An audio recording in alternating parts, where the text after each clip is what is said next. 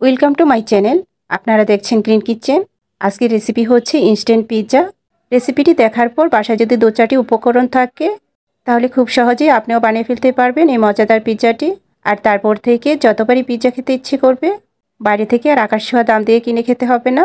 তাহলে আর দেরি না করে চলুন চট করে পিৎজাটি বানিয়ে ফেলি। আর এই পিৎজা বানাতে প্রথমে আমার লাগবে পাউরুটি। আমি একটা পাউরুটি নিয়েছি। যেহেতু ইনস্ট্যান্ট পিৎজা বানাবো তার জন্য পিৎজা ব্রেড তৈরি করে আর সময় নষ্ট করব না। পাউরুটি দিয়ে পিৎজা ব্রেড তৈরি করব। 2টো করে পাউরুটির পিস নিয়েছি। এখন কোনাকুনি করে কেটে নিব। দেখতে পাচ্ছেন কিভাবে কেটে নিচ্ছি।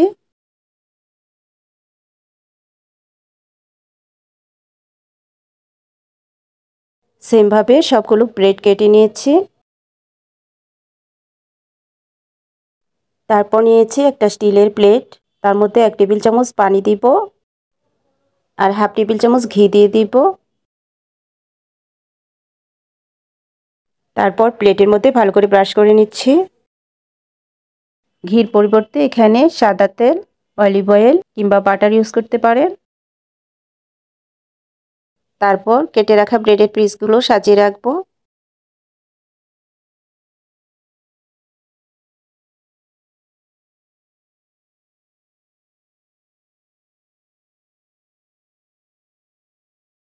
ব্রেডটাকে রাউন্ড শেপ করতে চাইলে সাইডের এই কোনাকুনি অংশগুলো চাইলে আপনারা কেটে নিতে পারেন।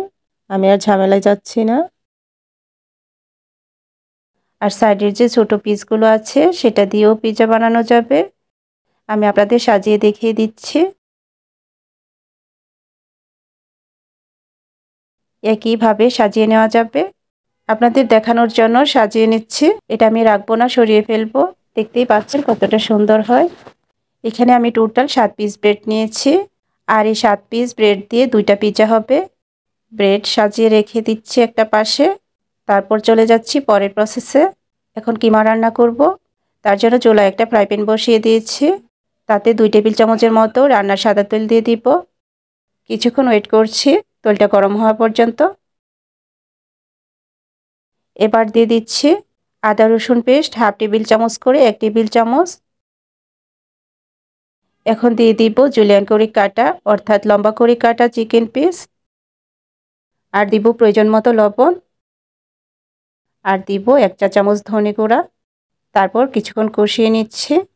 কিছুক্ষণ কষিয়ে নেওয়ার পর যখন আদা রসুন থেকে সুন্দর একটা ফ্লেভার চলে আসবে তখন দিয়ে দিচ্ছি 2 টেবিল চামচ টমেটো সস।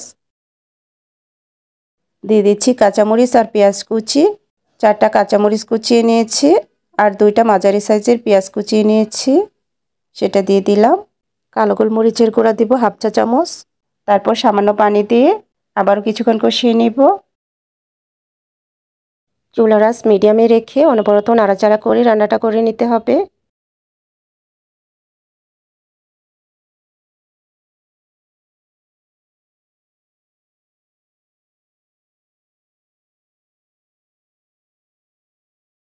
কিছুক্ষণ কষানোর পর এখন দিচ্ছে বাঁধাকপি আর গ্রেট করা গাজর 1 কাপ করে দিয়ে দিব। সবজিটা সিদ্ধ হওয়া পর্যন্ত রান্না করে নিতে হবে। তাছাড়া পানি রাখা যাবে না, ড্রাই করে ফেলতে হবে।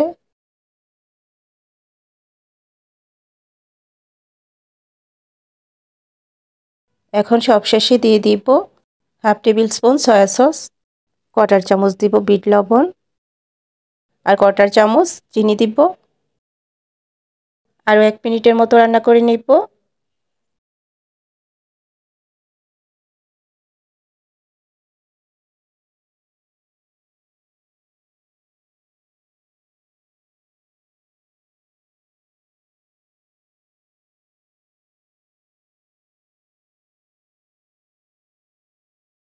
রান্নাটা হয়ে গেছে। কিমাটা ড্রাই হয়ে গেছে, দেখুন তেল ছেড়ে দিয়েছে। এখন গরম মিশ্রণটা পিৎজা ব্রেডের উপর দিয়ে দিব। তার আগে দিয়ে নিব গ্রেট করা চিজ।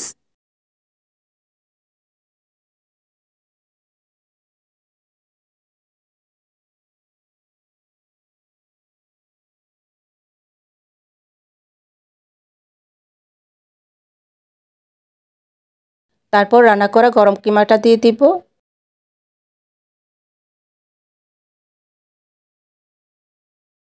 এখন ভালোভাবে স্প্রেড করে নিব।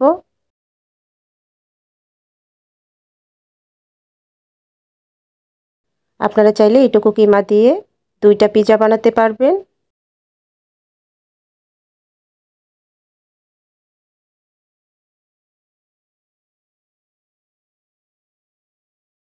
তারপর স্লাইস করা শসা দিয়ে দিচ্ছি।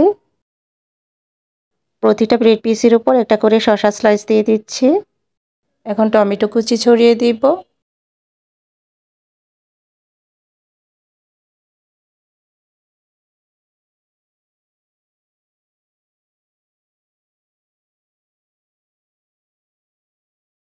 আর এটা হচ্ছে অরিগানো, ছোট্ট একটা কন্টেনার।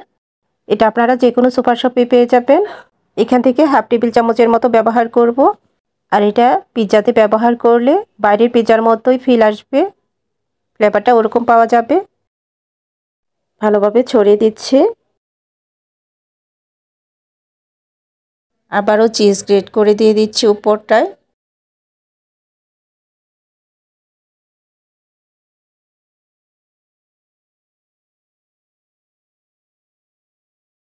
এখন যেটা করব, চিজ মেল্ট হওয়ার জন্য হিট দিয়ে নিতে হবে। চুলায় 5 মিনিট আগে থেকে একটা পাত্র বসিয়ে রেখেছি প্রিহিট হওয়ার জন্য। তার উপরে পিৎজার প্লেটটা বসিয়ে দিব। আর প্রিহিট হওয়ার কারণটা পরে বলছি। তারপর ঢাকা দিয়ে রাখছি। ঢাকনার ছিদ্রটা ক্লোজ করে দিতে হবে। আর প্রিহিট দিয়েছি এই কারণেই, ঢাকনাটা গরম থাকলে উপরে গ্রেট করা চিজটা দ্রুত মেল্ট হয়ে যাবে। যেহেতু আমি চুলায় করছি, ওভেনে করছি না, তাই উপরটা হিট হতে বেশ সময় লেগে যাবে। চিজ মেল্ট হওয়ার জন্য অপেক্ষা করব।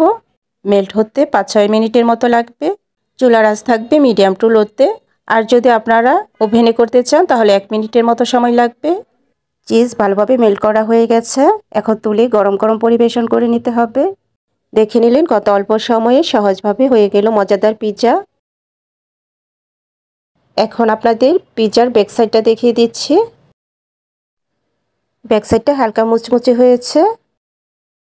এই পিৎজাটা খেতে এতটাই মজাদার হয়, চুলা থেকে নামানোর আগেই শেষ হয়ে যাবে। আপনার বানাতে দেরি হবে, কিন্তু পরিবারের সদস্যদের খেয়ে শেষ করতে দেরি হবে না। আশা করছি পিৎজার এই মজাদার রেসিপিটি আপনাদের কাছে ভালো লেগেছে। রেসিপিটি ভালো লাগলে, আর যদি চ্যানেলে প্রথমবার হয়ে থাকেন, অনুরোধ থাকবে লাইক কমেন্ট সাবস্ক্রাইব করে গ্রিন কিচেনের পাশেই থাকার।